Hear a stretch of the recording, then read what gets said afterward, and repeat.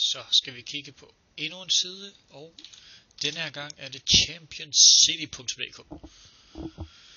Lad os se en gang. Jeg kan forestille mig noget om fodbold. Okay. Lidt en skidt start vil jeg sige. Jeres header her. Skal vi se om jeg har den i den rigtige størrelse heroppe. 100%. Ja, altså jeres side, den er ikke særlig godt sat op oppe i toppen i hvert fald. Logoet går ind over teksten. Teksten kommer 2 gange i forskellige farver. Længere ud mod siden, så man ikke kan se hele teksten. Jeg vil sige, fjern den der tekst. Få rykket den tekst længere over til højre. Og få lavet et logo, der er måske lidt mere tydeligt. Der er rigtig mange detaljer i det der. Det er svært at huske det logo. Lad os se en gang. Jeg kunne forestille mig, at det var noget blog, vi er ude i, eftersom det er fodbold, hvor vi skriver lidt om det. Og se her. By Christian Andersen, yes. Få lavet alle de der små oversætninger, eller hvad hedder det, ja, oversætte alle de der små ting. Det gør bare et bedre samlet billede. Hvis vi kigger på teksten her. Lavet WordPress, ja, så det er rimelig nemt at lave med CodeStyling pluginet. Til med newsbrevet, så videre. Ja, egentlig fint nok side, hvor jeg har inde under kontekst. Få skrevet nogle længere artikler, selvom det kun er om ham, så få smidt noget mere ind på det, så vi kan få fat i ham et eller andet i den stil. Og man kan dele, og man kommenterer det også fint nok. Eventuelt overveje at få et Discuss plugin på, som jeg synes gør det rigtig lækkert i forhold til at kommentere og gøre det lidt mere brugervenligt med at logge ind med de sociale medier, når man skal kommentere på en side. Forsiden, fin side på nyheder, det kommer løbende med dato på, ligesom en rigtig nyhedssite, synes jeg er rigtig godt. I kan faktisk også godt sætte tidspunkt på, synes jeg. Det godt kan være relevant. Nyhedsbrev skal op til nyhedsbrev, sender kun hvis der er noget på hjertetypisk ord. Og der er også det er også fint nok, synes jeg, at I skriver det.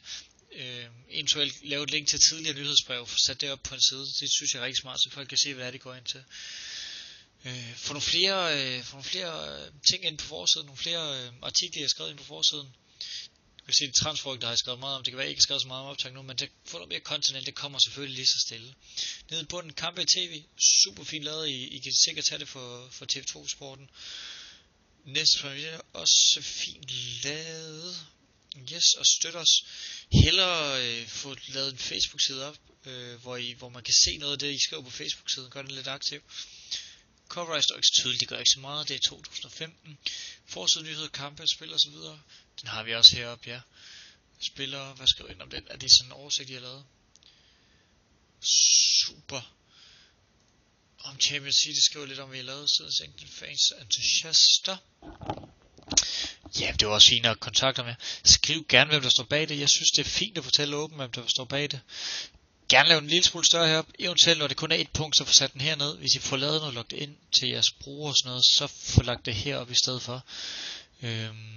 Søgefunktion kan vi lige teste. Jeg ved ikke særlig meget om fodbold. Jeg skriver bold og se om jeg har nogle søgeord, der rammer den. Det var da sjovt nok, hvad jeg så gjorde. Igen for oversat. Jeres breadcrumbs her skal også oversættes. Nu bruger jeg selv et engelsk ord, men det er lige det jeg kan.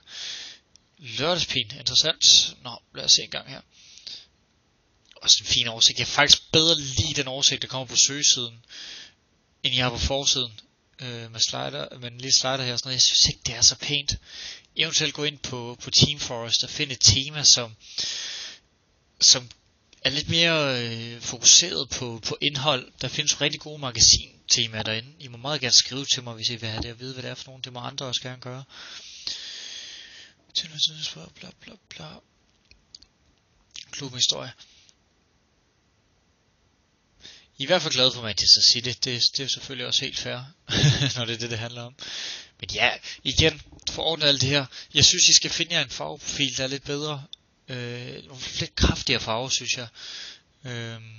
Og så brug dem hele vejen ned. Altså, den er ikke særlig tydelig, den linktekst, jeg har hernede. Jeg synes, det er spændende at se, hvornår det er udgivet, for ellers kan det være irrelevant for brugeren. Det samme med de titler her. Få en skarp og blå, hvis det ikke gerne vil have. Tag Manchester City's farver og få brugt dem ind i jeres side. Er der mere, jeg lige kan gå igennem? Skal vi lige kigge på kontaktsiden en gang? Stille og rolig kontaktside. Jeg synes også, det er fint lavet, der er det, jeg skal bruge. Eventuelt lave sådan en, hvor man kan skrive ind med en artikel, og så kan I godkende nej, og så kan folk skrive en artikel og sende ind til jer, og så kan I få den op på jeres side med deres hjælp, hvis der er nogen, der gerne vil det. Der er 5 sekunder tilbage. Jeg håber, at det kan bruges. Ha' en god